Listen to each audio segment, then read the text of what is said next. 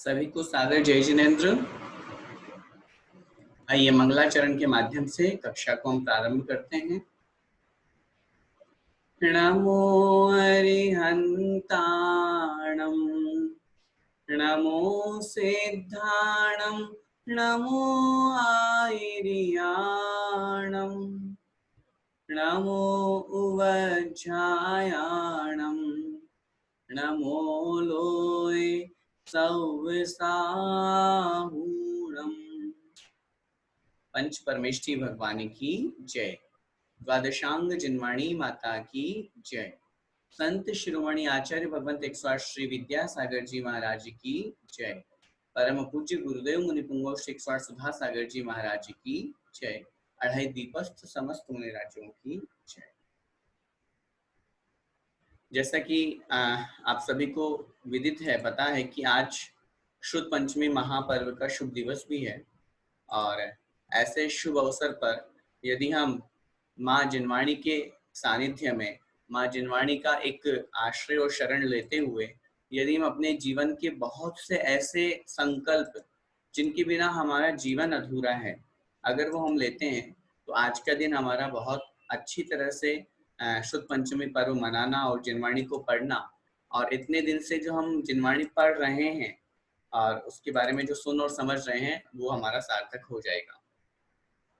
प्रातःकाल की शुभ बेला में आज पूज्य गुरुदेव के श्रीमुख से हम सभी ने सुना कि हमें अपने जीवन में जैसे हम इष्ट देव बनाते हैं, इष्ट गुरु बनाते हैं, ऐसे ही हमें अपने जीवन में इष्ट शास्त्र भी बनाना चाहिए, इष्ट ग्रंथ भी बनाना चाहिए।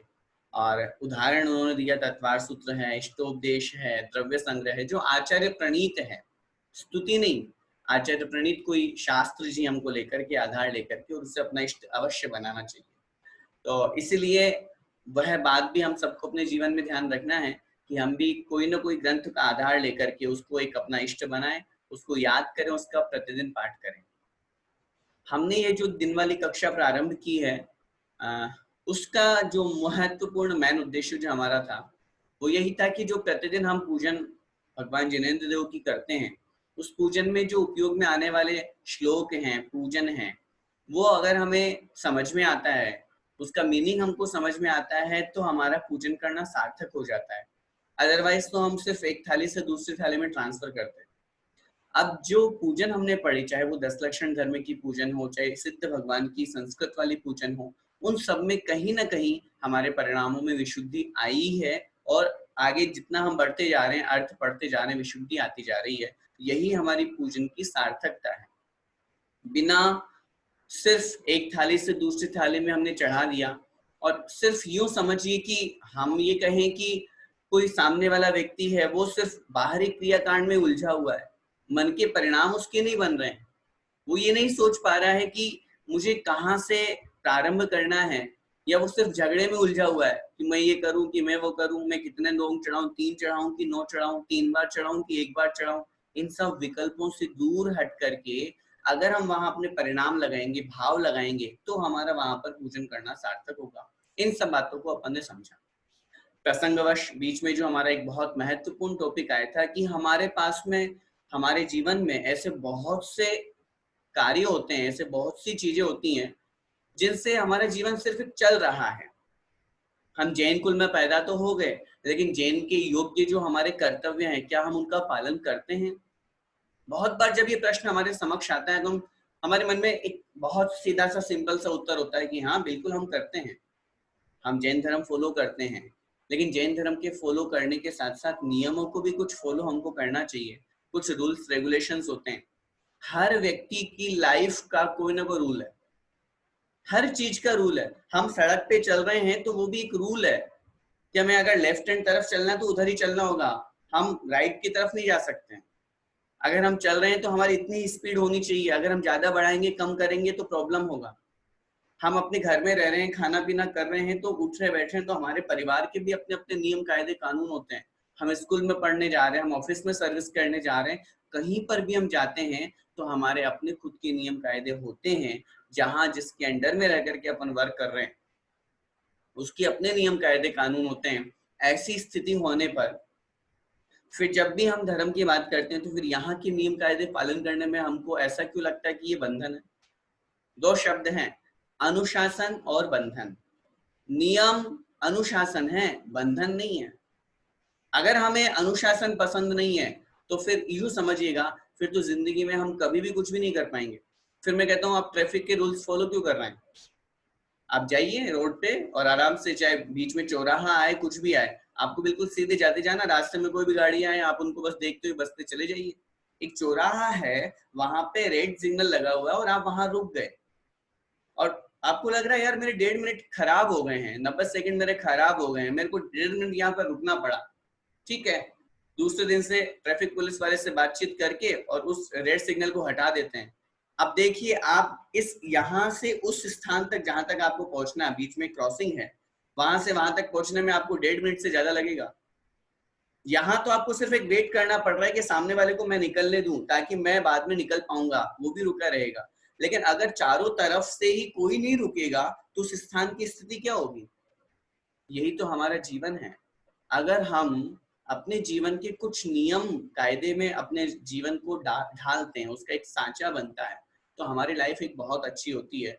नहीं तो वही स्थिति होती है जैसे उस ट्रैफिक सिग्नल न होने के कारण से चौराहे पर सब भगदड़ मचा रहे हैं, किसी को परवाह नहीं है कि वो सामने से आ रहा है, उसको पहले जाना है। ऐसे ही हमारी लाइफ है, मुझे पहले खाना है, मुझे ऐसा खाना है, कुछ भी नहीं है। आज बफे सिस्टम में वही चीज हो रही है। इसीलिए कुछ कुछ चीजें ऐसी होती है जो हम अपने जीवन में अगर फॉलो करेंगे तो निश्चित रूप से हमारा जीवन बहुत अच्छा होगा। इसीलिए आप लोगों के लिए मेरा निवेदन था, नियम का हमारे जीवन में बहुत बड़ा महत्व है। जो काम हम नहीं करते हैं उनको तो कम से कम हमें संकल्पबद्ध होकर के नियम लेना ही लेना है, और जो काम हम करते हैं हमें पता है ये गलत काम है, उसको हमें छोड़ने की कोशिश करना है। ये बात जरूर अपने जीवन में ध्यान रखिएगा, जितना हो सके उतना अपने को कोशिश करना है। मैं आपको इन नियमों के माध्यम से यही बार बार नहीं कहूंगा कि नहीं आप पूरा ही गलत कर रहे हैं, पूरा ही सही कर रहे हैं। आप अपनी स्थिति परिस्थिति देखिए, जहां हम रह रहे हैं, जिस स्थान पर हैं, जिस जो हमारी एज है, जैसे हम अपनी लाइफस्टाइल जी रहे हैं, उसमें हम किस तरह से धर्म को अपने जीवन में ला सकते हैं। धर्म सिर्फ मंदिर में करने की वस्तु नहीं है, ये बात हमेशा अपने जीवन में ध्यान रखिएगा। धर्म सिर्फ मंदिर में करने की वस्तु नहीं है कि मंदिर में गए और वहां पूजा पाठ कर आए, हो गया धर्म। नहीं, धर्म 24 घंटे आदमी के साथ में है, धर्म 24 घंटे उसके साथ में है और वो रह के उसको फॉलो करता है। तो इसलिए आइए अपनी कॉपी में 2 पार्ट बना लीजिए। सबसे पहला पार्ट आप लिखेंगे आजीवन नियम में। अपनी कॉपी में आप लोग अपने जो नियम हैं उनको 2 तरीके से लिखिए। सबसे फर्स्ट है जो है वो है आजीवन नियम। कुछ ऐसे नियम जिनको आपको लाइफ टाइम के लिए फॉलो करना है। बहुत सरल सरल नियम वो होंगे हमारे, जो आजीवन हमारे नियम हैं। सबसे पहला नियम, उस नियम के बारे में भी मैं आपको निवेदन करता जाऊंगा, क्योंकि जब तक हम इस संसार में जैन कुल में पैदा हुए हैं, जिनेंद्र भगवान वीतरागी भगवान की हमें प्राप्ति हुई है, हमने अब तक इतनी पूजाओं का अर्थ पढ़ा। भगवान चाहे आदिनाथ की पूजा की हमने, सिद्ध भगवान की पूजा की हमने, 2400 भगवान की सबकी पूजा की हमने, सब में एक ही बात आई, वीतरागता सर्वश्रेष्ठ।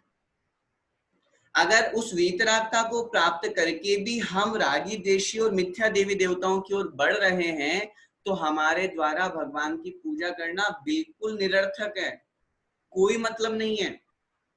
इसलिए सबसे पहले तो इस बात को समझिए कि हमें किसका त्याग करना है, हमें मिथ्यात्व का त्याग करना है। ये पहला नियम मैं लिखवाऊंगा, आपको लैंग्वेज लिखवाऊंगा, भी सुनिए कैसे हमें मिथ्यात्व का त्याग करना है। क्योंकि मिथ्यात्व 2 तरह का, एक ग्रहित मिथ्यात्व, एक अग्रहित मिथ्यात्व। ग्रहित जो हमने इस भाव में आकर के ग्रहण किया है, जो हमने यहाँ आकर के एक्सेप्ट किया, ये कहलाता है ग्रहित मिथ्यात्व। अन्य देवी देवताओं को मानना, उनको भगवान के बराबर पूजना, रागी देशी देवी देवताओं को मानना, उनको भगवान के बराबर पूजना, ये कहलाता है ग्रहित मिथ्यात्व। कुगुरु कुदेव और कुधर्म को पूजना। अग्रहित मिथ्यात्व क्या कहलाता है? अग्रहित मिथ्यात्व का मतलब होता है जो हमने यहां आकर के ग्रहण नहीं किया, जो अनादिकाल से हमारी आत्मा के साथ में चला हुआ आ रहा है, जिसका नाम दिया अग्रहित। अग्रहित माने नहीं ग्रहण किया हुआ, यहां आकर के सात तत्वों के प्रति जो हमारा विपरीत श्रद्धान है, सात तत्वों के प्रति विपरीत श्रद्धान का मतलब क्या है? विपरीत श्रद्धान का मतलब है जैसे ये जो हमें बाहर से दिख रहा है, ये क्या है? ये आत्मा है कि शरीर है? शरीर है। इसके अंदर बैठा हुआ एक ऐसा पावरफुल व्यक्तित्व है जिसे हम आत्मा कहते हैं, जिसके माध्यम से हम सुनते हैं, हम बोलते हैं, देखते हैं, ये सब चीजें वो कौन करता है? आत्मा करती है। लेकिन हमारी धारणा अब तक ये बनी हुई है, या हमारी धारणा में ये बना हुआ कि ये शरीर और आत्मा एक ही तो है, अलग अलग कहाँ है। इसलिए थोड़ा सा कष्ट होता है, थोड़ा सा दुख होता है, उतने में हम दुखी और हम परेशान हो जाते हैं। हम दोनों के भेद विज्ञान को क्यों नहीं पहचान पा रहे हैं? जब किसी व्यक्ति की मृत्यु हो जाती है तब ये शरीर यहीं रह जाता है और उसके अंदर से वो आत्मा निकल जाती है। तब उस समय भी तो हमें दोनों में डिफरेंस समझ में आता है कि ये अलग और ये अलग।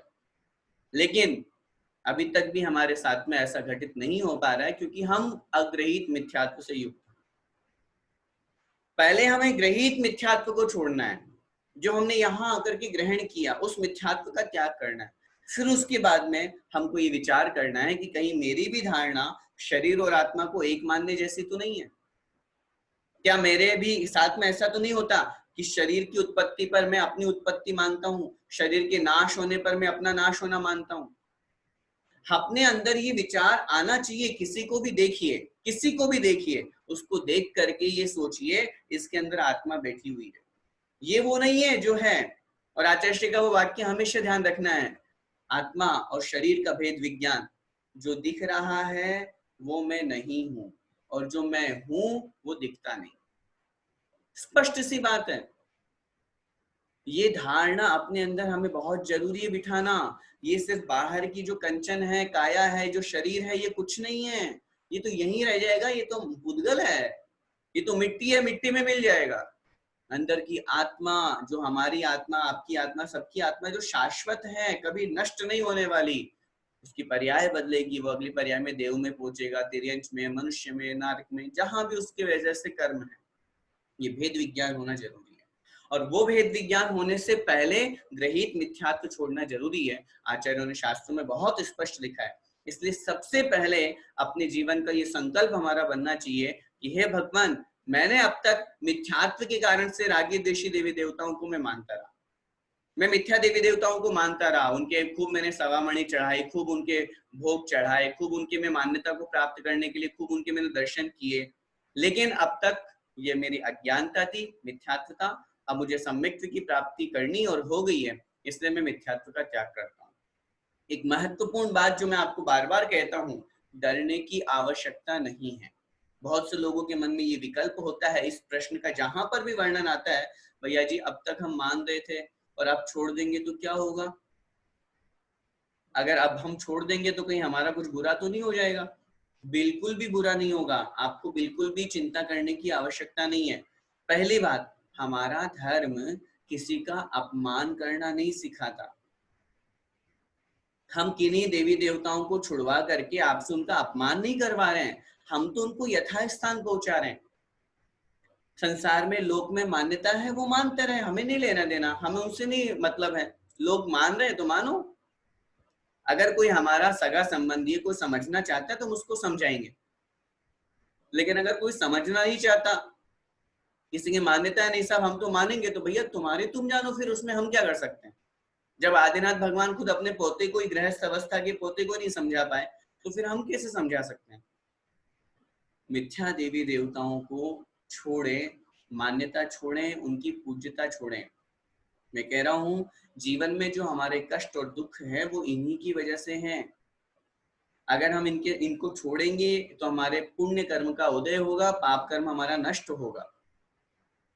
साथ में रागी देशी देवी देवता या सरागी देवी देवता, और बहुत स्पष्ट इस बात को समझे, कोई से भी तीर्थंकर भगवान हो, उनकी यक्ष यक्षिणी, ये भगवान के बराबर पूज्य नहीं है। मैं इनको मानने के आपको बिल्कुल भी मना नहीं कर रहा हूँ, मानो ना, मैं भी मानता हूँ, स्वीकार करता हूँ। पार्श्वनाथ भगवान के ये यक्ष यक्षिणी थे, आदिनाथ भगवान के ये यक्ष यक्षिणी थे, स्वीकार करते हैं। लेकिन क्या भगवान के बराबर इनकी पूजा कर सकते हैं? क्या भगवान के बराबर इनका अभिषेक कर सकते हैं? क्या भगवान के बराबर इनको अर्घ्य चढ़ाएंगे, आरती करेंगे? थोड़ा सा डिफरेंस तो रखिए। कहाँ एक भगवान और कहाँ एक सेवक। अच्छा ये भी सेवक ही है ना, ये भी हमारे जैसे, फर्क सिर्फ इतना है ये देवगति के जीव है इसलिए इनमें थोड़ा सा शक्ति ज्यादा है, इतना सा ही अंतर है और इसके अलावा कोई अंतर नहीं है। ये यक्ष यक्षिणी है, व्यंतर देव के अंतर्गत इनके पास ये आते हैं और इनमें शक्ति होती है, लेकिन संयम की अपेक्षा से हमारे अंदर शक्ति है।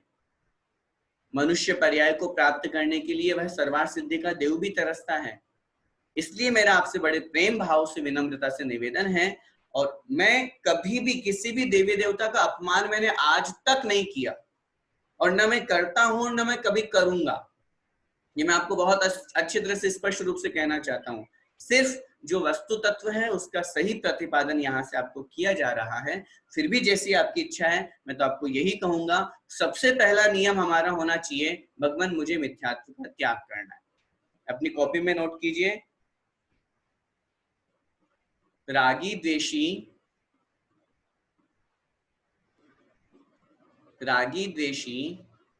एवं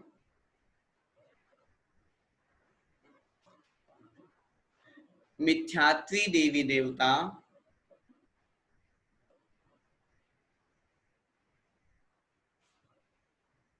कुगुरु कुदेव, कोमा लगा दीजिएगा, कुगुरु कुदेव एवं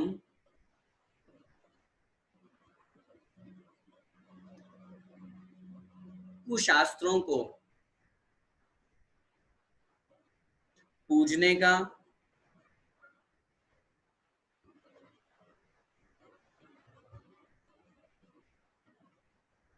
पूर्ण रूप से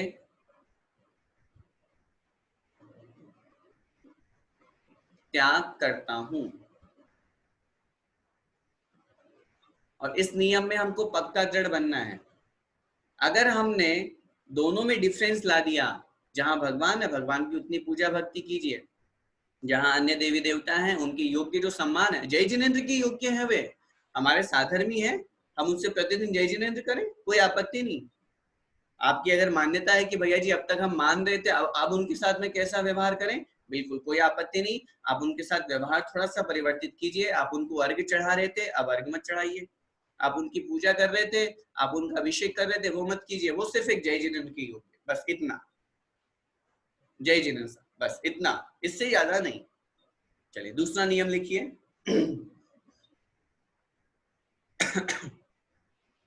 दूसरे नियम को लिखवाने से पहले मैं आपसे कहना चाहता हूं, वैसे तो ये नियम आजीवन होना चाहिए, फिर भी जिनकी जैसी इच्छा हो तदनुसार, जो अभी हमने ये नियम लिखा मिथ्यात्व के त्याग वाला, उसके ब्रैकेट में लिख दीजिए आजीवन।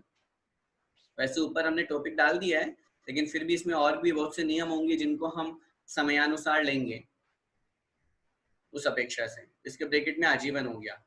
अब मैं जो बात करने जा रहा हूं वो है हमारे मुख्य 3 कर्तव्य होते हैं, है ना। कौन कौन से?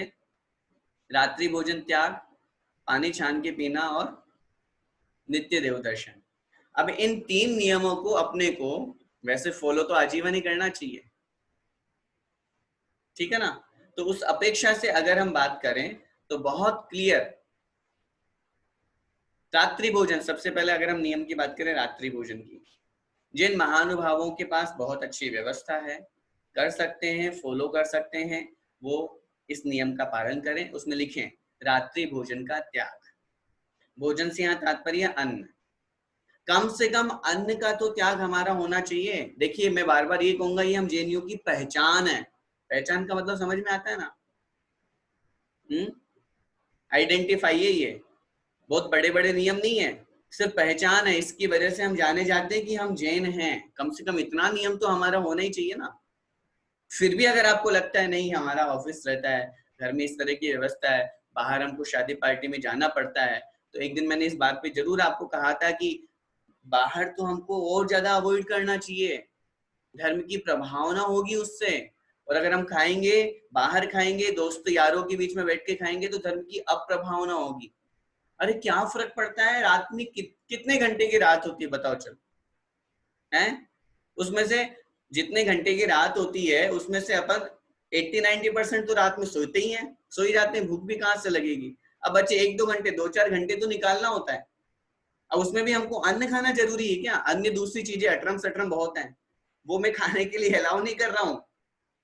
कि अन्न छोड़ करके वो सब चीजें खाएं। खाना तो कुछ भी है, खाना तो खाना बराबर है। बहुत से लोग कहते हैं कि भैया जी आपने वो छुड़वा करके वो चालू करवा दिया, तो बात तो एक ही हो गई। फर्क पड़ता है। बात एक अपेक्षा से एक भी नहीं हुई है, एक अपेक्षा से एक भी है। अनेकांत इसी को ही कहते हैं, क्योंकि सामने वाले ने अन्न छोड़ा है तो कुछ तो वस्तु का त्याग किया ना उसने।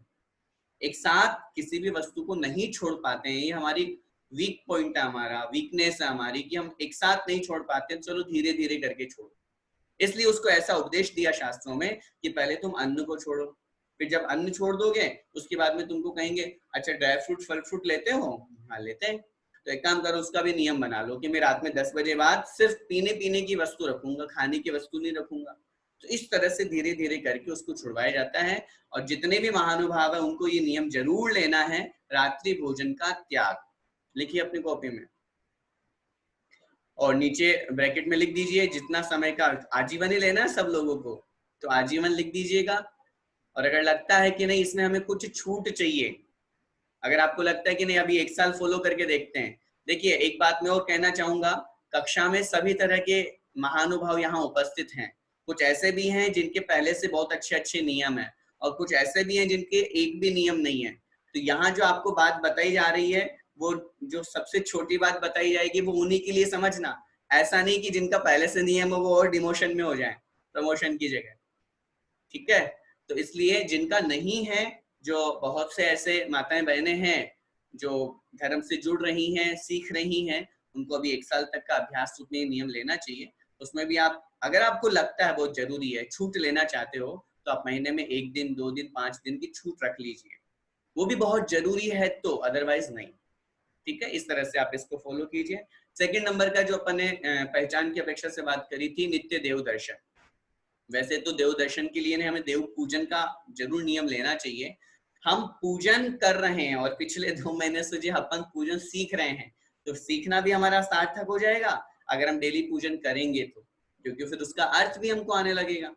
इसलिए पूजन का हमको प्रतिदिन का नियम लेना चाहिए कि भगवान की, मैं जिनेंद्र देव की, जब मैं मंदिर जाने की योग्य हूँ। अगर हम मंदिर नहीं जा पा रहे हैं तो कोई बात नहीं, उसमें हम छूट में ऐसा लिख सकते हैं, कोई भी नियम हम जो लेंगे उसमें छूट में ये लिख सकते हैं, एक तो हारी बीमारी की छूट हमारी रहेगी। फर्स्ट पॉइंट छूट, अलग से टॉपिक भी डाल सकते हैं आप अपने कॉपी में, छूट कहाँ कहाँ रहेगी। पहली तो एक तो हारी बीमारी की छूट रहेगी, कभी हम बीमार हो गए। सेकेंड, जब हम कहीं बाहर गमन कर रहे हो, सफर वगैरह में कहीं बाहर हैं हम, जहां पर हम जा नहीं सकते हैं, उसकी हमारी छूट है।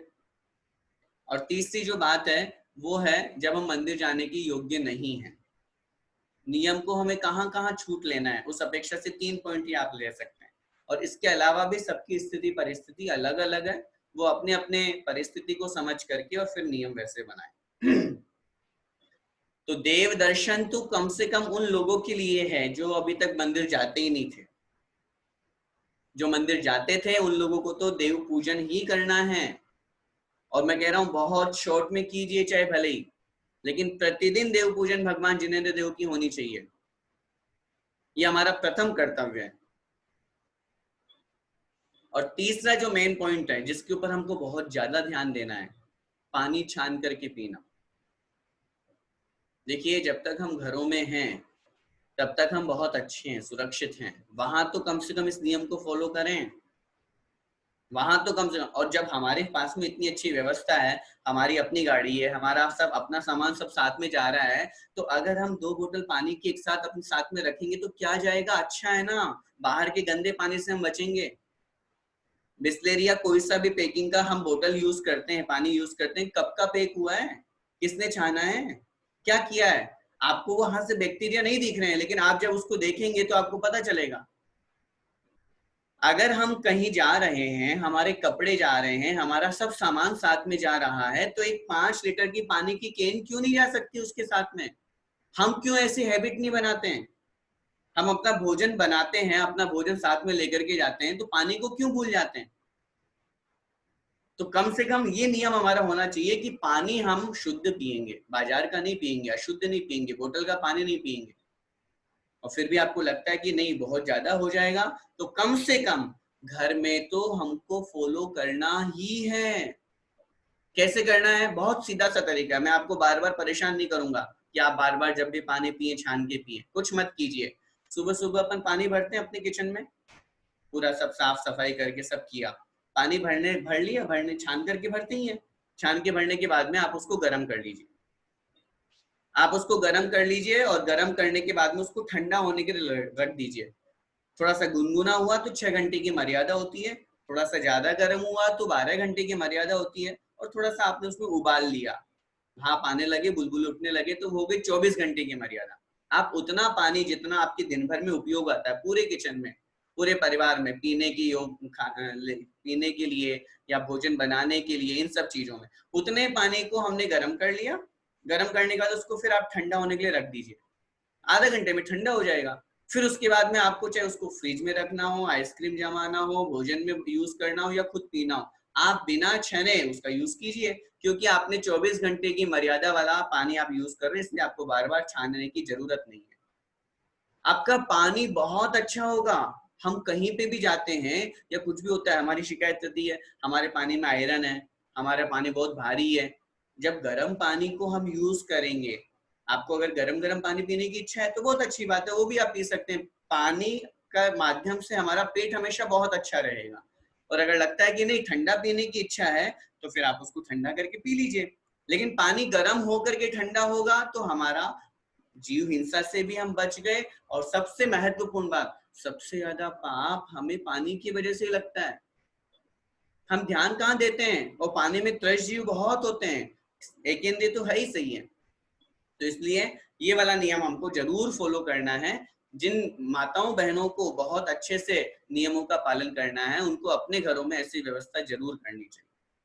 ठीक है, अगला नियम लिखिए, अगला नियम लिखिए, सप्त व्यसन का त्याग।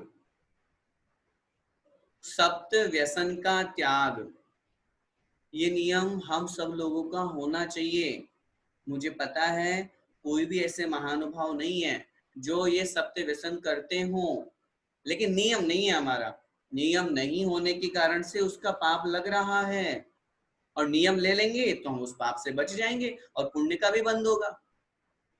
सप्त व्यसन के नाम अगर नहीं पता हो तो लिख लीजिए, जुआ खेलना, मांस खाना, जुआ खेलना, मांस खाना, मद्यपान करना, शराब पीना, वेश्यागमन करना, कॉल गर्ल्स या जो पराई गलत स्त्रियां हैं उनके साथ संबंध रखना, शिकार खेलना, शिकार खेलना। फिर इसके बाद में छठा, चोरी करना और परिस्त्री सेवन करना। वेश्यागमन में और परिस्त्री सेवन में थोड़ा सा अंतर है।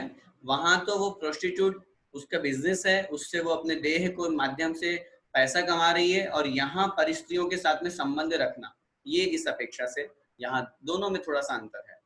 अब महत्वपूर्ण बात, इन सातों व्यसन को हम नहीं करते। हम सब सभ्य संस्कृति में जीने वाले हैं, उच्च कुलीन हैं, हम नहीं करते, लेकिन फिर भी हमारा नियम नहीं है। हो सकता है इनमें से कुछ लोग ड्रिंक करते हों, लेकिन हमें इस बात को बहुत अच्छी तरह से समझना है, अगर हमारी ऐसी आदत है तो बहुत गंदी आदत है ये। अभी जब लॉकडाउन के अंतर्गत ये जब खुलने की बात आई थी, तब ऐसी ऐसी स्थिति, ऐसी खबरें हमारे सामने आई थी कि ऐसे ऐसे लोग भी लाइन में खड़े हैं, तड़फते हैं लोग। मैंने एक दिन आपको क्लास के दौरान जो कोई टॉपिक आया था तब भी बताया था, दिल्ली में कहीं पर एक सज्जन, जैन के सज्जन की यहाँ शादी थी, और उनके वहां उस शादी में ड्रिंक करने की स्टॉल लगी थी वहां पर। सोचिए, ये हालत है हमारी। हम कहाँ जा रहे हैं, हमारा धर्म कहाँ जा रहा है, हमारी स्थिति कहाँ जा रही है, कितना बड़ा पाप हम कर रहे हैं। लोग तो इसको ऐशो आराम की वस्तु समझते हैं। लोग तो ये समझते हैं कि जब तक हम ये पिएंगे नहीं तब तक हम, हमारे को हमारा स्टैंडर्ड ही नहीं बड़ा होगा। अरे ये चीज स्टैंडर्ड की होती है मापने का, ये कौन सा मापदंड हुआ? अगर हमें अपना स्टैंडर्ड मापना है तो अपने नियमों से मापें। इसका मतलब तो फिर सबसे ज्यादा गए बीते तो हमारे आचार्य नहीं है, अगर आपको अपना स्टैंडर्ड ही सबसे हाई फाई बनाना है और बताना है तो। गलत वस्तुओं का प्रयोग करके, और हम अपने आप को हम बोलते हैं कि हमारे स्टैंडर्ड है ये। आप समाज में क्या दिशा और क्या दशा देखना चाहते हैं? आज कितने झगड़े ऐसे हो रहे हैं, मेरे पास में कम से कम मेरी तो ऐसे 50 केसेस मेरी आंखों के सामने ऐसे झूल रहे हैं, और आज भी मुझे उनकी आवाज आ रही है कि ड्रिंक करने के कारण से उसका परिवार खराब हो गया। वो पति आता है, ड्रिंक करके आता है, पत्नी को मारता है, गलत व्यवहार करता है, झगड़े होते हैं, डिवोर्स हो जाता है, परिवार में ये चलता रहता है। क्या हो रहा है हमारी लाइफ में? हम जैन कुल में पैदा होकर के और उस तरफ जा रहे हैं जिस तरफ हमें स्पर्श भी नहीं करना चाहिए, जिसको हमें देखना भी नहीं चाहिए, उस वस्तु को हम पी रहे हैं और उसको अपने आप को बहुत बड़ा आदमी समझ रहे हैं, अपना स्टैंडर्ड समझ रहे हैं। और साहब हम तो बिल्कुल हुक्का लगाते हैं, ऐसी ऐसी भी लेडीज हैं, ऐसे ऐसे भी लोग देखे हमने जो हुक्का लगाते हैं। ये भी धूम्रपान है, ये भी मद्यपान के अंतर्गत आएगा। तो इसलिए सत्य व्यसन का त्याग हम सबका बड़े नियम के साथ में होना चाहिए। इसको आप आजीवन जरूर लिखें। इसके बाद में अगला नियम लिखिए, अष्ट मूल गुणों का पालन। अष्ट मूल गुणों का पालन। अष्ट मूल गुणों में लिखिए, मद्य मांस मधु का त्याग। मद्य मांस मधु का त्याग,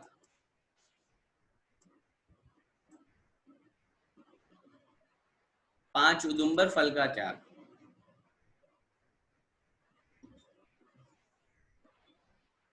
ठीक है, ये 8 मूल गुण होते हैं।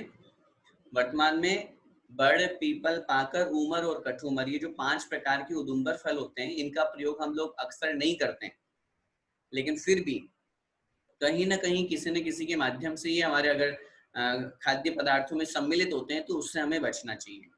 आज अंजीर नाम की जो वस्तु है, बहुत से स्थानों पर अंजीर की मिठाई, अंजीर के वस्तु फल प्रयोग किए जाते हैं। जब आप उसको तोड़ोगे तो देखोगे उसमें छोटे छोटे कीड़े होते हैं, और वो जैसे आप तोड़ोगे वो बिलबिलाते निकलते उड़ जाते हैं। ये इनको क्यों खाने को मना किया है? क्योंकि ये बहुत्रस का एक जीव है, इनमें त्रस जीवों की हिंसा होती है, इसलिए इनको हमें बिल्कुल भी भक्षण नहीं करना चाहिए। और मद्य मांस मधु से तो पूर्ण रूप से दूर रहना चाहिए। एक अपेक्षा से मात्र अगर किसी दवाई में ये डलते हैं, ध्यान से मेरी बात को, अगर किसी दवाई में इनका प्रयोग किया जाता है, दवाई में भी सीधा तो हमको प्रयोग करना नहीं है, बिल्कुल साक्षात कि हाँ किसी ने, डॉक्टर ने कहा कि भाई आपको शहद लेना है।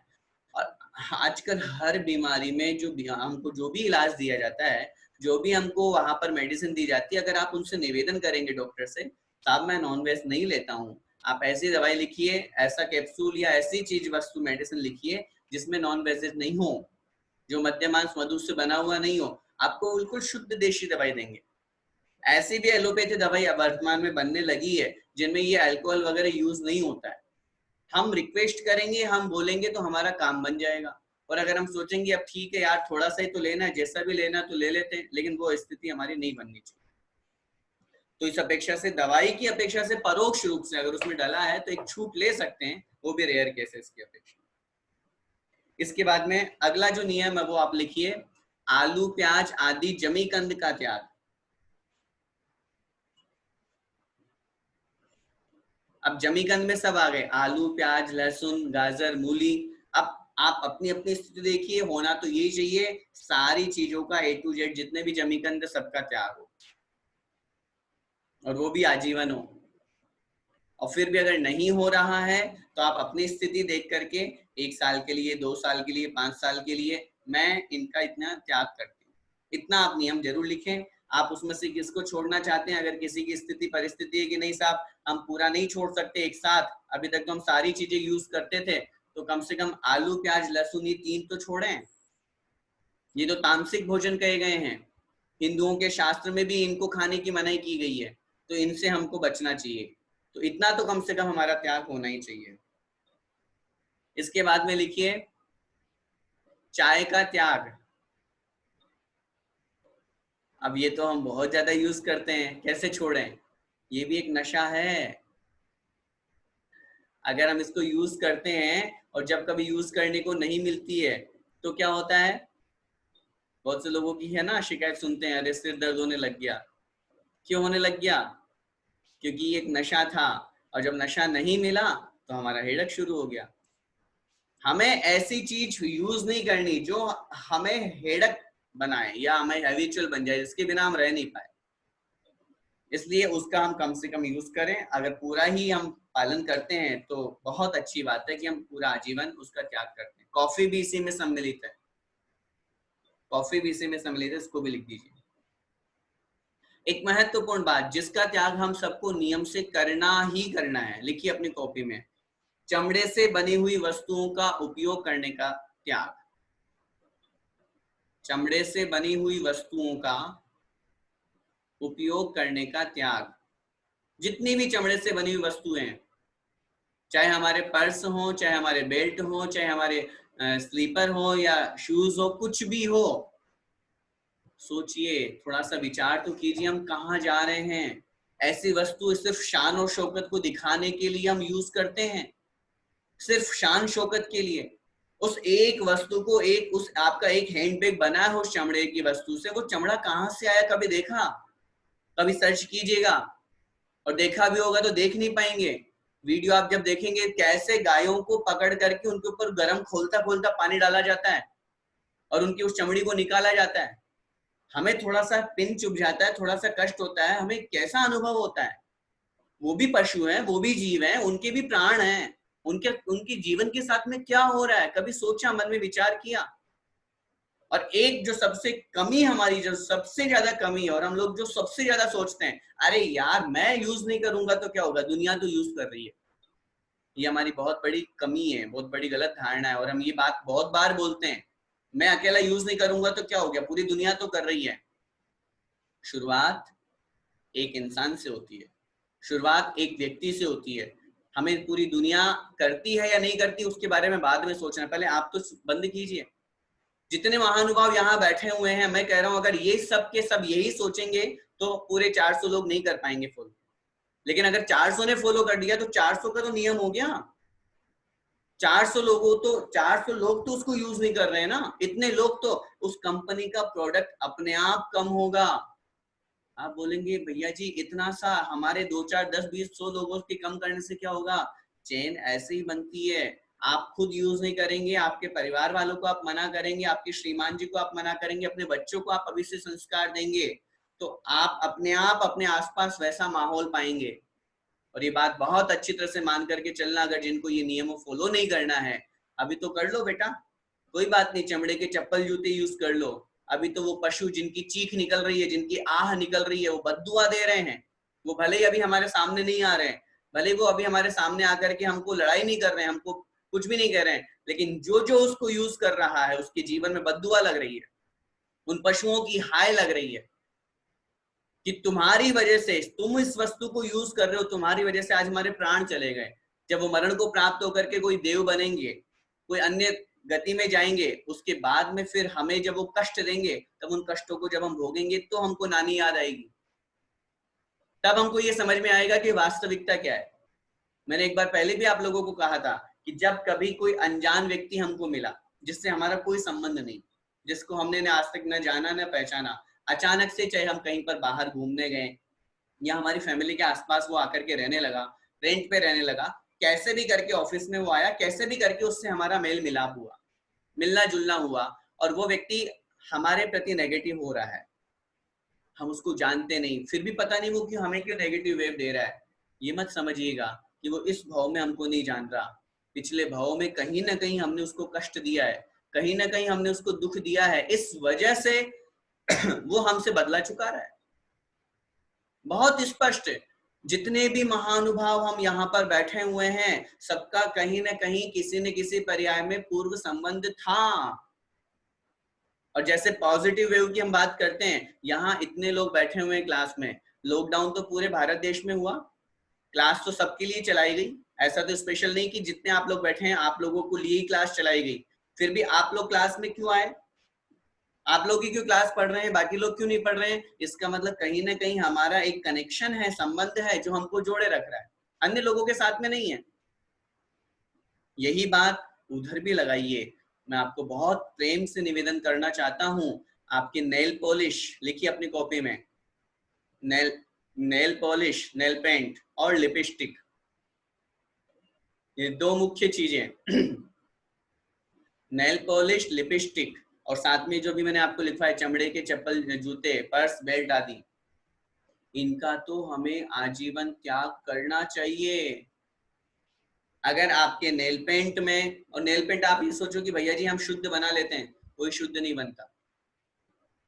आपका जो लिप ग्लोस वगैरह है वो भले ही अभी विद्यांजलि के जो प्रोडक्ट चल रहे हैं, मैंने सुना है, मैंने देखा नहीं उसको, लेकिन पूज्य आचार्य भगवंत के आशीर्वाद से विद्यांजलि की जो प्रोडक्ट है वो शुद्ध है। अगर हमको यूज करना तो वो करें, वो बिल्कुल शुद्ध हैं, उनको आप उपयोग कर सकते हैं। उसमें आपको क्या क्या जो भी आपको सामग्री चाहिए वो आप जहां से जैसा कॉन्टेक्ट वो मंगा लीजिए।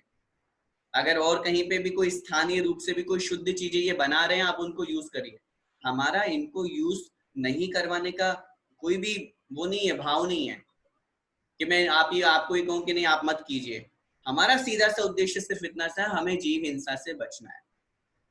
अगर इन चीजों में जीव हिंसा साक्षात दिखाई दे रही है, कितनी बार ऐसे हमें एग्जाम्पल सुनने को मिलते हैं, आप YouTube भरा पड़ा है, आप गूगल सर्च कीजिए, सब जगह देखिए, वहां पर स्पष्ट रूप से सब भरा हुआ है कि चाहे चमड़े के चप्पल जूते कैसे बनाए जाते हैं, आप देख लीजिए, नेल पॉलिश कैसे बनाई जाती है, लिपस्टिक कैसे बनाए जाते हैं, आप उनको देखिए। और मैं तो एक बात बहुत स्पष्ट कह रहा हूँ, पूज्य गुरुदेव के संघ में शुल्लक गंभीर सागर महाराज जी हैं, अगर किन्होंने दर्शन किए हो तो पता होगा। वो जब प्रवचन करते हैं और वो एक बात बोलते हैं महिलाओं से विशेष रूप से, वो ये कहते हैं आप लोगों की शादी हो गई, अब जब शादी हो गई तो ये सजना संवरना किसके लिए? नेल पॉलिश, लिपस्टिक लगाना, खूब क्रीम पाउडर लगाना, ब्यूटी पार्लर जाना, इतना ज्यादा पैसा आप खर्च करते हो ब्यूटी पार्लर के पीछे।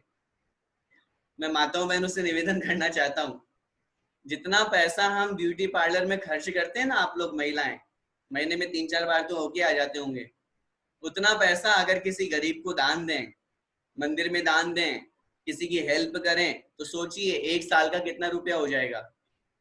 और मिलता क्या उससे? नेचुरल ब्यूटी जो हमारी है वो ही हमारी है, आप उसको सुरक्षित रखिए ना, ऊपर से लीपा पोती करके क्या करेंगे?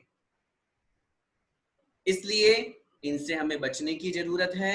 अपने आप को सजाइए संवारिए, लेकिन उतना ही जितना हमारे निमित्त से सामने वाले के परिणाम खराब ना हो, ये भी तो सोचिए। आप तो अरे भैया जी हम तो अरे इतना सुंदर रूप मिला है, हमको क्यों नहीं सजेंगे? हम मिला है, रूप मिला है, लेकिन ये रूप क्यों मिला कभी पता किया? आचार्य समंतभद्र स्वामी महाराज ने रत्नगण श्रौकाचार में लिखा, भक्ते है सुंदर रूपम, अर्थात भक्ति करने से सुंदर रूप की प्राप्ति होती है। भक्ति करने से तो भक्ति की थी हमने पिछले भाव में भगवान की, तो हमें सुंदर रूप मिला, और इस भाव में तो कुछ कर ही नहीं रहे हम। हाँ, अगर भक्ति करेंगे तो अरे ये आपके ब्यूटी पार्लर वाले आपका सुंदर रूप नहीं बनाएंगे, भगवान की भक्ति हमारा सुंदर रूप बना देगी, वो कीजिए ना। और बहुत स्पष्ट, चमड़े के चप्पल जूते बिल्कुल भी यूज नहीं करना, नेल पॉलिश लिपस्टिक बिल्कुल भी यूज नहीं करना। हाँ, अगर आपका लिपस्टिक या ऐसा कुछ भी वस्तु जो है सौंदर्य प्रसाधन का, चाहे आपका क्रीम पाउडर कुछ भी हो, अगर वो विद्यांजलि का है, वो भी विद्यांजलि का मैं कोई समर्थन या यहाँ पे एडवर्टाइजमेंट नहीं कर रहा हूँ, वो भी सिर्फ इसीलिए कि वो शुद्ध है, आचार्य भगवंत का आशीर्वाद उसके साथ में जुड़ा हुआ है, उसको आप उपयोग कर सकते हैं। उसके अलावा भी अगर होममेड हमारा कोई ऐसी चीज है तो हम उसको उपयोग कर सकते हैं, इसमें कोई आपत्ति नहीं है। इसके बाद में लिखिए, सिल्क और रेशम की बनी हुई वस्तुएं, ये चीज भी हमको ध्यान रखना है। सिल्क रेशम जो होता है, सिल्क रेशम की बनी हुई वस्तुओं का उपयोग करने का त्याग, चाहे वो साड़ी हो चाहे सूट हो। एक जीव होता है कोशा, कीड़ा होता है ये, तो वो उसके माध्यम से उसको मार करके उसमें से धागा निकाला जाता है, तब जाकर के रेशम बनता है। और मैं फिर बार बार आपको एक ही जगह ले जाना चाहता हूँ, अरे इन वस्तुओं का उपयोग करने से मिल क्या रहा है हमको?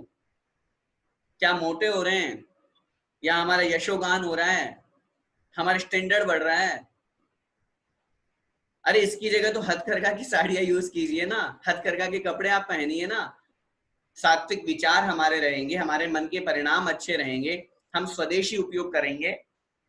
अभी जब आचार्य भगवंत का इतना अच्छा उपदेश हम लोगों को मिल रहा है, उनका आशीर्वाद हमको मिल रहा है कि ऐसी वस्तुओं का प्रयोग करें जो हमारे स्वयं के देश की हो, स्वयं के देश का उत्पादन हो, और इसीलिए आज जब पिछले 3 महीने से हमारे देश की अर्थव्यवस्था जब बिगड़ रही है, तो मोदी जी स्वयं आकर के उनको एक बात कहनी पड़ी और उन्होंने स्वीकार किया कि अब हमारे देश के ही सामान हमारे देश में ही बने ना, जिनका हम उपयोग करते हैं। हम क्यों बाहर से मंगा करके और वहां की देश की अन्य देशों की अर्थव्यवस्था को मजबूत करते हैं? क्या फर्क पड़ जाएगा अगर हम बाहर की वस्तुओं को नहीं मंगाएंगे? तो A to Z कुछ भी हो सकती है, वो चाहे वो खाने पीने की वस्तुएं हो, चाहे हमारे उपभोग की वस्तुएं, चाहे हमारा मोबाइल हो, चाहे हमारी साड़ियां हो, चाहे हमारे कपड़े हो, फेस क्रीम पाउडर वगैरह हो, ये सब चीजें कुछ भी हो, ये सब हमारे देश में ही बने ना, और शुद्ध तरीके से बने। हमारे देश में बनने का तात्पर्य मैं आपसे ये नहीं कहना चाहता कि हमारे देश में बनेगी तो सब शुद्धि बनेगी, लेकिन शुद्ध तरीके से अगर हमारी बनेंगे तो हम उनको उपयोग करेंगे तो उसका हमें फल मिलेगा। इसलिए इस वस्तु का भी हमें उपयोग नहीं करना चाहिए। एक अगला लिखिए, गुटखा, तंबाकू, बीड़ी, सिगरेट। मुझे मालूम है कोई नहीं खाता होगा गुटखा आप में से, लेकिन फिर भी नियम लेना चाहिए। नियम ले लेंगे तो कभी भी खाने के चांस नहीं रहेंगे। गुटखा, तंबाकू, बीड़ी, सिगरेट आदि मादक पदार्थों का त्याग जो हमें नशा उत्पन्न करते हैं। आजकल हमारे समाज में ये एक थोड़ा सा, जिसे लोग ट्रेंड कहते हैं, वो चल पड़ा है, हुक्का फूकने का। पता नहीं कहां से, कौन सी समाज से ये निम्न जातियों से हम अपने समाज में लेकर के आ गए। सोचिए कितना गलत और गंदा एक व्यवहार हम लोगों के द्वारा होता है, और फिर भी लोग इसको स्टैंडर्ड कहते हैं। मुझे तो स्टैंडर्ड की परिभाषा आज तक ही समझ में नहीं आई। ठीक है, 21वीं सदी के साथ में जो फॉरेन कंट्री के लोग जो गलत काम करते हैं, वो गलत काम करना क्या स्टैंडर्ड कहलाता है? आज उन्हीं लोगों की वजह से, आज इसी कारण से हमारा देश खतरे में है, पूरा विश्व खतरे में है। सब ये स्टैंडर्ड है, ये लेकर के बैठेगा हम लोगों को। हमें बाहर घूमने जाना है, हमें पब में जाना है, हमको होटल जाना है, हमको ये खाना, हमको वो खाना। खा लीजिए, 3 महीने से क्या खाया है? क्या स्थिति हुई है हमारी? इतना अच्छा हम लोगों को मौका मिला है। मैं बहुत क्लियर कहना चाहता हूं, अगर जैनिज्म आज हमारे भारत देश में है, बहुत क्लियर कर रहा हूं, सुनना मेरी बात को ध्यान से, और आज नहीं, ये 6 महीने बाद अमल आपको करना ही पड़ेगा। आज हमारा भारत देश बचा हुआ है तो वो सिर्फ और सिर्फ जैनिज्म की वजह से। नहीं तो हमारे देश की भी स्थिति वही अमेरिका जैसी हो रही होती, जहां हर 6 मिनट में एक व्यक्ति की मृत्यु हो रही है। जो हमारे भारत देश के संसाधन है, संस्कृति है, जो हमारे देश के, हमारे जैन समाज के जो मुनि महाराज है, संत हैं, हमारी जिनवाणी माता है, उनका एक प्रभाव है। और सिर्फ इन्हीं का नहीं कह रहा हूं, अन्य संप्रदाय में भी बहुत अच्छे अच्छे लोग हैं, हिंदू संप्रदाय में भी बहुत अच्छे अच्छे साधु हैं जो इन वस्तुओं का उपयोग नहीं करते, लोगों को ये सब चीजें छुड़वाते हैं। आज उसी धर्म और संस्कृति का प्रभाव है कि हमारा भारत देश बहुत कुछ बचा हुआ है, बहुत कुछ बचा हुआ है। भले ही थोड़ा सा निकल गया है, कोई बात नहीं, उस स्थिति पे भी हम काबू पा लेंगे, बशर्ते इन सब चीजों पे हमको कंट्रोल करना होगा।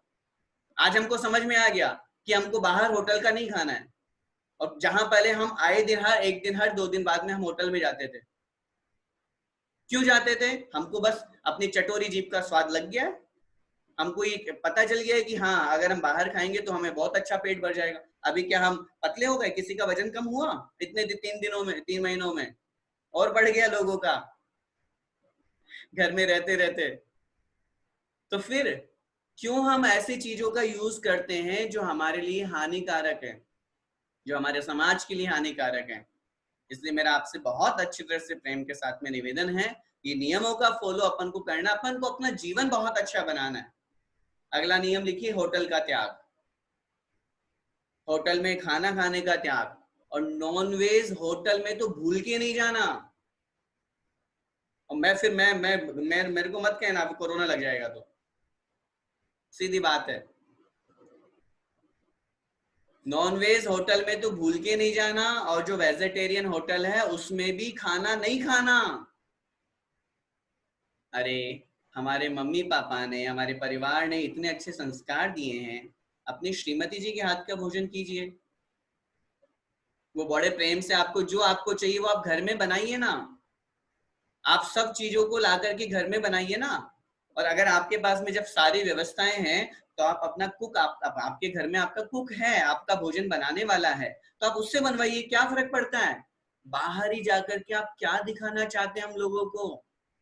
कि हम होटल में खाने आए हैं, वही 50 रुपए की चीज हम 500 रुपए वहां दे करके आ रहे हैं। क्या हो रहा है हमारे साथ में? आज हम ये चीज क्यों नहीं सोच रहे हैं कि हम, हमारा पैसा, हमारी सब चीजें अगर सुरक्षित रहेगी तो हमारा भविष्य सुरक्षित रहेगा। सिर्फ और सिर्फ लोगों को दिखाने के लिए हमारे जीवन में, ये आप थोड़ा सा चिंतन कीजिएगा इन चीजों पे। आज हमारा जीवन का अधिकांश समय, ज्यादातर टाइम, ज्यादातर चीजें, हमारा खान पीन, हमारा रहन सहन, अधिकांश ओनली फॉर शो, सिर्फ लोगों को दिखाने में निकल रहा है। हमारा घर बहुत अच्छा होना चाहिए, बहुत स्टैंडर्ड, यहाँ ये लगे, यहाँ ये लगे, यहाँ ये लगे। भाई कितने दिन की जिंदगी और आप इस घर की बात कर रहे हैं? ये तो पुतगल है, दीवारें कभी फट गई, कभी भूकंप आ गया, कभी कुछ भी आ गया तो क्या कर लेंगे? मैं उसकी भी मना नहीं कर रहा, बहुत स्टैंडर्ड बनाइए, बहुत अच्छा बनाइए, लेकिन उसके पीछे ये उद्देश्य हमारा होना चाहिए कि भाई मेरे को गलत जगह पैसा खर्च नहीं करना है। हम क्यों ऐसी जगह पर, आज शादी ब्याह में लाखों करोड़ों रुपए ऐसे लुटा दिए जाते हैं सिर्फ और सिर्फ शान शौकत, प्री वेडिंग शूटिंग करना है, ऐसी चीजें जहां पर हम पहुंच रहे हैं। आज कहीं ना कहीं ये सब चीजें हमें इस बात को इंगित करती है, वापस हमें अपनी भारतीय संस्कृति में आना पड़ेगा। आज जब अन्य संप्रदाय में ये सब चीजें चली थी, प्री वेडिंग शूट सबसे पहले जहां पर आया, वहां पर धीरे धीरे धीरे धीरे आकर के जैन समाज में हमारे अंदर प्रवेश किया। लेकिन प्रवेश करने के बाद में हमारे समाज में क्या हुआ? शुरुआत में तो हमको अच्छा लगा, लेकिन आज उसके नतीजे तो सोचिए। आज कितने ऐसे संबंध है, कितने ऐसे रिश्ते हैं, दोनों लड़का लड़की गए शादी होने के पहले प्री वेडिंग के लिए, शूटिंग करने के लिए, और सारा काम हो गया जो शादी के बाद होना चाहिए था। बाद में एक दूसरे को पसंद नहीं है, घर वालों को आकर के मना कर दिया, अब क्या कर लेंगे? आज हमारी स्थिति यही हो रही है, कितने ऐसे रिश्ते टूट गए हैं। आज शादी होने से पहले, शादी के बाद, शादी के पहले छोटे बड़े का कोई लिहाज नहीं, बैचलर्स पार्टी हो रही है, जहाँ छोटे छोटे कपड़े पहन करके सब छोटे बड़े सब नाच रहे हैं, सब ड्रिंक कर रहे हैं, सब उल्टा सीधा काम कर रहे हैं।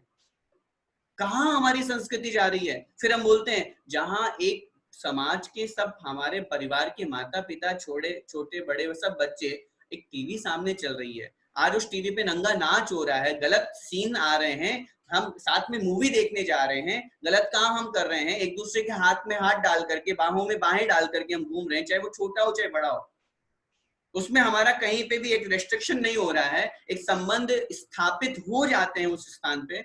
हम कहाँ जा रहे हैं? क्यों हम सिर्फ डिस्को में, पब में, इन सब में उलझे हुए हैं? ये सारा का सारा श्रेय वही जाता है। इसलिए मेरा यही निवेदन है, अब यहाँ तो चूंकि जब जो सब सुनने वाले हैं वो तो सब मैरिड है, एक आदि कोई होगा जो अनमेरिड है, तो मैं अगर आपको ये नियम दिलाऊं कि प्री वेडिंग शूट नहीं करना, ये नियम ले लीजिए, तो जो अनमेरिड है वो तो ये नियम ले ही ले कि भैया मुझे अपनी शादी की प्री वेडिंग शूटिंग नहीं करानी, नियम है मेरा, मुझे बैचलर पार्टी नहीं करनी।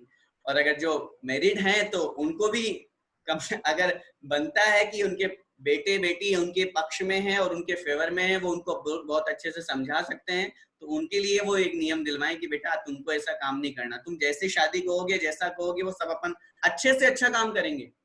अरे किसी अनाथालय में जाकर के उस पैसे को खर्च कीजिए ना, उस पैसे के माध्यम से किसी गरीब को पढ़ाइए ना, किसी की हेल्प कीजिए ना। आपके पास पैसा ज्यादा है, बहुत अच्छी बात है ना, आप उस 50 लाख को कहीं अच्छी जगह दीजिए ना, उसके माध्यम से एक मंदिर का निर्माण करवाइए, एक धर्मशाला बनवाइए, आप अपने दादाजी या जो भी कोई है घर में बड़े लोग हैं उनकी स्मृति में कुछ भी करवाइए, आप उसको दान कीजिए, आप उसका फल लीजिए ना। सिर्फ शानो शौकत से दिखाने से क्या होगा?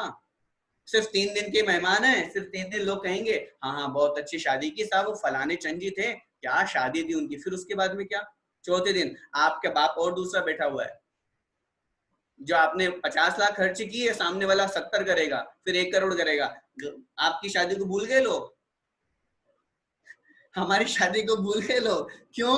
अरे हमसे ज्यादा पैसा खर्च करने वाला मिल गया दुनिया में, हमारे पास सबसे ज्यादा थोड़ी ना है। इसलिए ये शान और शौकत सिर्फ 2 दिन की है, इसको अपन को ध्यान में रख करके आगे बढ़ना चाहिए। इसके बाद वाला नियम लिखिए, बाजार के जितने भी हमारी चॉकलेट्स हैं, बाजार के चॉकलेट्स का त्याग। इसमें आप लिखिए, अपने कॉपी में नोट कीजिए, biscuit, toast, bread, cream roll, cake, pastry, pizza, burger, chow mein, पता नहीं, हमको तो नाम ही नहीं पता, पास्ता आदि फास्ट फूड का त्याग। अब ये सब चीजें भले ही अच्छी चीजें हैं, ये हम घर में बना सकते हैं, जो हमारे बनाने लायक हैं, जिनमें कोई गलत चीज नहीं डल रही है। लेकिन अगर गलत है, गंदी है, बाहर के जितने भी, हम ये तो सोचे जरा, जो बाहर वाले जितने भी लोग बनाने खाने वाले हैं, उन कौन से शुद्ध हैं? क्या वो नाके आया है जो बना के खिला रहा है आपको? क्या उनके द्वारा पानी छाना हुआ है? कहाँ का गंदा पानी, कैसा स्थान, कहाँ के वो कैसे बना रहे हैं, उस चीज को एक बार थोड़ा सा नोट तो करें, देखे तो सही। तो इसलिए इन फास्ट फूड का हमारा त्याग होना चाहिए। फिर भी अगर मैं सब लोगों से, चूंकि सब लोग सुन रहे हैं इसलिए मेरा निवेदन है, फिर भी अगर पूरा त्याग नहीं कर सकते तो हमें जितना हो सके उतना तो त्याग होना ही चाहिए। पर्व के दिनों में तो हमारा त्याग होना ही चाहिए नियम से, कि हमें बाजार की वस्तु नहीं खानी है। अष्टमी, चौदस, अष्टानिका, चतुर्दशी, 10 लक्षण पर्व है, इनमें इतना तो कम से कम हमारा त्याग हो। इसके बाद में च्युइंगम का त्याग, बहुत से लोगों की आदत होती है च्युइंगम खाने की, वो भी हमारा त्याग होना चाहिए। एक महत्वपूर्ण बात जो हम लोगों के जीवन में बहुत कम है, वो है द्विदल। द्विदल का त्याग होना चाहिए हमारा, और ये चीज बहुत प्रैक्टिकल है, और शायद संभवतः बहुत जल्दी हम लोगों के बीच में एक ऐसा वीडियो भी आएगा, क्योंकि इसको आपको अगर प्रैक्टिकल करके देखना है तो अपने लाइफ में कर सकते हैं। हम द्विदल कैसे बनता है पहले ये सोचिए।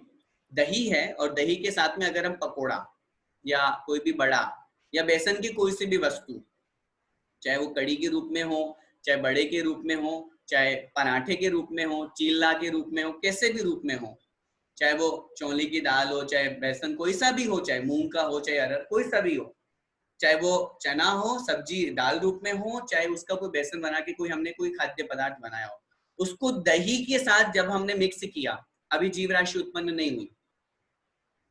दही के साथ मिक्स करने पर जीव राशि उत्पन्न नहीं हुई, लेकिन जैसे ही हमने दही को और उन दोनों को मिक्स करके मुंह में रखा, तो मुख में रखते ही मुख की लार के, मुंह के थूक के साथ संयोग होते ही उसमें जीव राशि उत्पन्न होना शुरू हो जाती है। तुरंत मुंह के अंदर ही जीव, त्रस जीव उत्पन्न होते हैं, इसलिए हमको उसका स्वाद आता है। त्रस जीवों का भक्षण का वहां पर दोष लगता है, इसलिए आचार्यों ने द्विदल का त्याग करवाया हमसे। और इसका अगर प्रैक्टिकल करके देखना तो कभी कीजिएगा। आप 2 कटोरी लीजिए, एक कटोरी में दही बड़ा, दोनों में लीजिए, ठीक है ना।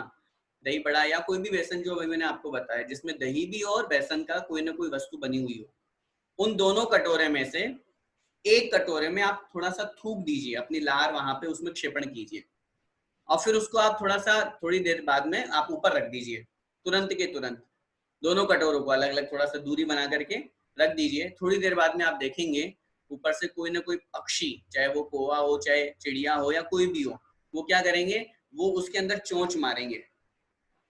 जिस कटोरी में हमने थूका है उस कटोरी में चोंच मारेंगे वो, और जिसमें हमने नहीं थूका उसको कोई देखेगा भी नहीं। वो जो चोंच मार रहे हैं, वो जो खा रहे हैं, वो किसको खा रहे हैं? वो जीवों को खा रहे हैं। वो जो छोटे छोटे कीड़े पैदा हो गए हैं, जो हमें अपनी आंखों से नहीं दिखाई दे रहे हैं, लेकिन उन पक्षियों को उसकी गंध, उसको वो अच्छा लग रहा है, उसको वो खा रहे हैं। ये प्रैक्टिकल करके देखी हुई चीज है, और बहुत जल्दी शायद इसकी वीडियो भी बन करके सामने आ जाएगी। तो इस द्विदल का त्याग हमारा होना चाहिए। आजकल हमारी शादी पार्टियों में, खाना पीने में ये सब चीजें बहुत चलती है। घर में भी हम लोग इसका यूज कर लेते हैं, लेकिन हमें इस बात का ध्यान रखना है, हम समझदार हैं, अच्छे लोग हैं, सिर्फ और सिर्फ एक इस लोभ लालच में, स्वाद के कारण से हम ऐसा काम करते हैं। अगर हमको दही खाना, खाइए ना, अलग से खाइए। दही खाने के लिए मना नहीं कर रहा हूँ, दही लीजिए, अलग से लीजिए, उसके बाद में आप उसको पानी, अपने मुख शुद्धि करके पानी यूज कीजिए। पानी यूज करने के बाद में फिर आप आराम से बड़ा खाइए, बेसन जो भी आपको यूज करना है। दोनों एक साथ यूज नहीं होना चाहिए। दोनों अगर ये यूज होगा एक साथ, तो निश्चित रूप से वहां पर जीव हिंसा का दोष लगेगा। और जीव छोटे मोटे नहीं है, त्रस जीव हैं, 3-4 इंद्रिय जीव हैं, इसलिए हमको वो खाने के लिए बिल्कुल निषेध किया है, इसलिए हमको नहीं खाना चाहिए। तो द्विदल का त्याग हमारा वहां पर होना चाहिए। होटल के त्याग का आपका नियम हो ही गया है। च्युइंगम के साथ में जो जेली और जेम्स वगैरह भी आते हैं, ये बच्चों के आइटम कभी कभी अपन लोग भी उनका यूज कर लेते हैं, वो भी नहीं होना चाहिए, तो वो भी उसके साथ में लिख दीजिए। एक जो महत्वपूर्ण बात है, साबूदाना, ये हम लोग बहुत ज्यादा यूज कर लेते हैं, शकरकंद से मिलकर के बनता है ये जो साबूदाना वगैरह होता है, तो साबूदाना है, अंजीर है, इसका हमें त्याग करना चाहिए, वो भी आप अपनी कॉपी में नोट कर लीजिए। इसके साथ में जो हम लोगों को और महत्वपूर्ण एक नियम लेना है, जिसके लिए मैंने क्लास में भी आपसे चर्चा की थी, ये तो त्याग की अपेक्षा से हुआ, ऐसे तो बहुत सारे हैं और भी जो याद आता जाएगा हम आपको बता देंगे। एक नियम हमको लेना है सभी को, कम से कम चाहे आपकी कोई सी भी एज हो, मैं इसमें एज नहीं कह रहा हूँ, मैं कम से कम की बात कर रहा हूँ, चाहे यहाँ पर क्लास पढ़ने वाले महानुभाव माताएं बहनें चाहे 25 वर्ष की हो, 30 वर्ष की हो, 35 की, कोई सी भी उनकी एज हो, उनको तो उनसे ही प्रारंभ होना चाहिए, और जिनकी बड़ी एज है उनको तो आगे सोचना चाहिए। कम से कम अष्टमी, चतुर्दशी, तीनों अष्टानिका और तीनों 10 लक्षण अपनी कॉपी में नोट कीजिए। अष्टमी, चतुर्दशी, तीनों अष्टानिका और तीनों 10 लक्षण, इनमें हमारा ब्रह्मचर्य व्रत होना है, ब्रह्मचर्य का पालन करूंगा, इतना तो नियम हमारा होना ही चाहिए। और जिनकी एज 50 से ऊपर हो गई है, 40 से ऊपर हो गई है, उनको तो देखो, मैं आपको एक बात बहुत स्पष्ट कर दूं, हमारे शास्त्रों में विवाह करने का वर्णन मिला है, शास्त्रों में लिखा है कि हमें विवाह करना चाहिए, लेकिन विवाह क्यों किया जाता है? कुल वंश परंपरा को आगे बढ़ाने के लिए, संतान उत्पत्ति के लिए, भोग के लिए नहीं। इसलिए जब वो चीज हो गई है तो अब हमें अपने आप के ऊपर कंट्रोल करके संयम का पालन करना चाहिए, जिससे कम से कम इतना तो नियम हमारा हो। और अगर फिर भी हमारी एज 35, 40, 45, 50 हो गई है, तो हमें और थोड़ा सा आगे बढ़ना चाहिए। हम संकल्प लें, हम महीने में 15 दिन ब्रह्मचर्य का पालन करेंगे, हम महीने में 20 दिन ब्रह्मचर्य का पालन करेंगे।